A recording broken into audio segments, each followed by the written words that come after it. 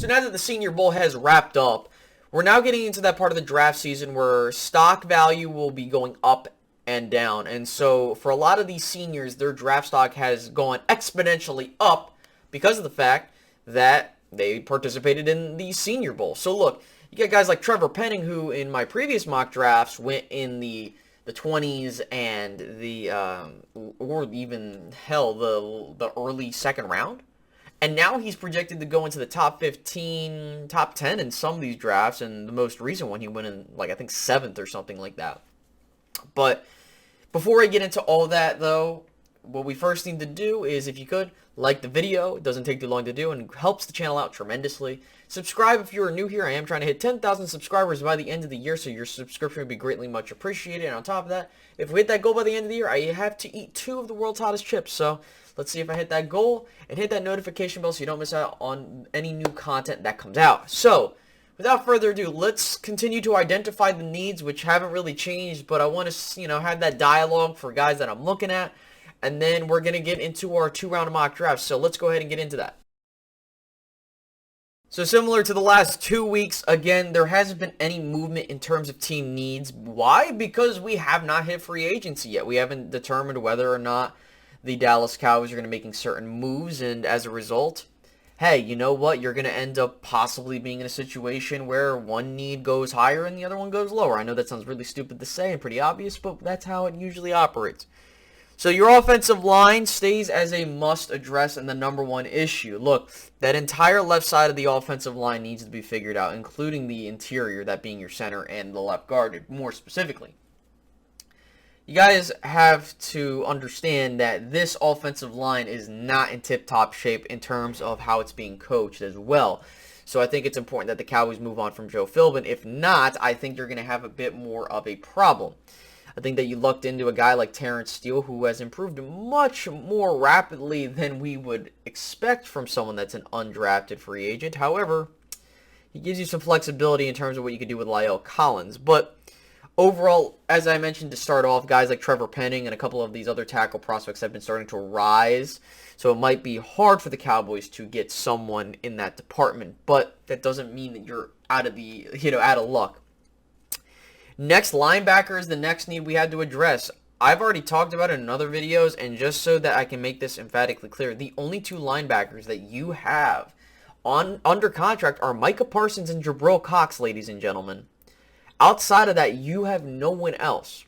They're all either coming, Francis Bernard and Luke Gifford. I think one of them is a restricted free agent, so one of them is going to be coming back. But point being is that that's still a massive need. You need to give Micah Parsons someone else to work with. Why? Because you don't want Micah Parsons to be taken out of that element where he could be an edge rusher. And I think that you really got a chance to see what this defense got to look like without a DeMarcus Lawrence, to see, okay, do you have any other additional pass rush or stuff like that? And I'm going to get into the secondary needs regarding edge rusher momentarily, but again, linebacker is going to be a massive need. Wide receiver is going to be a need similar to that of linebacker. You have all but, 3 guys? Yeah, you got all but, actually 4 individuals that are under contract. Amari Cooper, CeeDee Lamb, Simi Fehoko, and TJ Vasher are all under contract. But then you got guys like Michael Gallup, Cedric Wilson, Noah Brown, and Malik Turner leaving. So you kind of have to sit to yourself and say, hey, you know what? I think we might need to draft a receiver, or we need to bring in a guy. I've already done my free agent targets. I mentioned 3 of them. If you haven't seen it, go watch that video, because it really opens up the opportunities that the Cowboys can do to upgrade that position, so they don't have to draft one, but I still think that you could draft one. Next is safety. I think this is self-explanatory. You can probably get better play from the safety position. Jaron Kearse was awesome, and Malik Hooker was also a fine addition given the circumstances, but I still believe that you can do a little bit better there. And then kicker, well, that's not really a draft need. You need to address kicker. And they signed Chris Nagar, I believe that's how you pronounce it, from SMU. He was on the Browns roster. He made 1 field goal the entire time, and he made it. I don't know if he did any extra points, but we'll see where that goes from there. Can the Cowboys get like a homegrown talent like him or something like that? We'll see how things go, and hopefully he can be that guy. And then to kind of end on the secondary needs as quick as possible, I think that edge rusher has now become a high secondary need over tight end. And I think it's because of the fact that, with Tank Lawrence, we don't know what's going to happen with him if he's going to be a post-June 1st cut or something of that caliber. So if I'm the Dallas Cowboys, I think you might need to look at getting an edge rusher more so than a tight end unless the draft board says otherwise. I think defensive tackle is another need secondarily that the Cowboys can attack, but we'll see how things go in free agency. So without further ado, let's get into this week's mock draft. Zion Johnson, guard, Boston College. So this is one of the more intriguing prospects in the entire bunch. And why is that? Because he's a guy that could play center and guard. Now, there has been debate on what his position will be in the NFL. I've seen others say he'll be a center, others that will be a guard. For me, I think I have him more at a guard. And I just think that, while he was getting a lot of snaps at center this weekend, I think that he is best suited to play the guard position, all things given. But he brings you that versatility. If you need him to play center, I think he can play center in the NFL. That's not a question. But I don't know. I just think that he has one of those weird ways of going about, how would you evaluate him and where would you put him? I've had very good conversations with people that say he should be at center, other at guard. But you know what the point is? You're getting a guy that's going to be coming in and plug and play and being a starter on this offensive line, either at center or at left guard.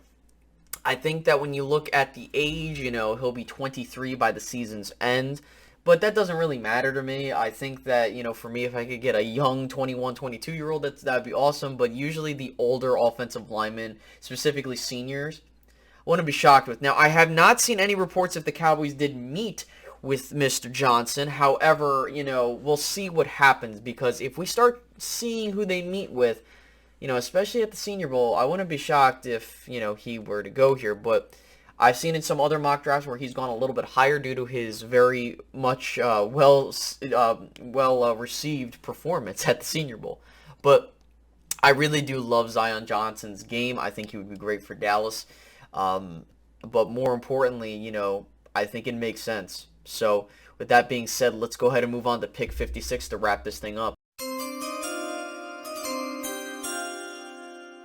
Trey McBride, tight end, Colorado State. So I've heard a couple of you guys mention Trey McBride, and this time he was on the board at pick 56. The other time he was not, so I went with Jalen Weidemeyer.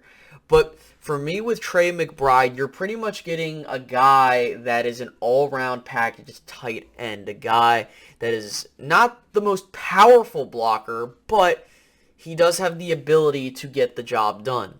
He has been very well in the passing game, and I think that this is something the Cowboys need. I think if you kind of get a sense of what they've been missing, and you look at the tight end, like Dalton Schultz, not the best blocker, unfortunately. He, whiffed on some blocks, and you cannot have that from your tight ends, especially if you need them to block.